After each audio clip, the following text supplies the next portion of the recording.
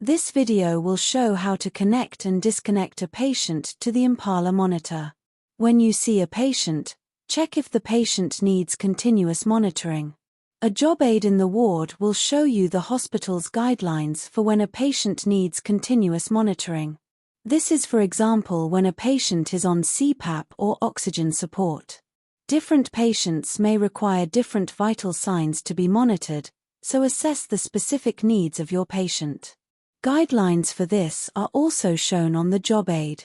Before connecting the patient to the monitor, explain to the patient, or the guardian in the case of a neonate or pediatric patient, why you want to put the patient on the monitor, and how the monitor could benefit the patient. You can explain that the monitor will help to track the breathing of the child, and that it could help warn you when the patient needs help. You need to ask consent from the patient and/or guardian to put the patient on the monitor. When consent is given, you can turn on the monitor and admit the patient. To admit a patient, click on the Patient Information button to open the Patient Information menu.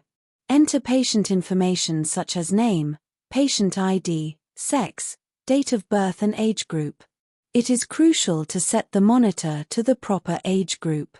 This will automatically set age-appropriate alarm limits for the vital signs. It also removes the history of the patient who was previously on the monitor. Once the information is filled in, save the patient details by clicking the Save button. The patient's age and the selected age group can be seen on the top left. You can then connect the probes to your patient. More on how to connect the probes to the patient can be seen in separate videos. The patient will now be continuously monitored. When the patient has improved, they might be ready to stop being continuously monitored and to just be spot-checked. You can check with the job aid if the patient is ready to be disconnected from the monitor.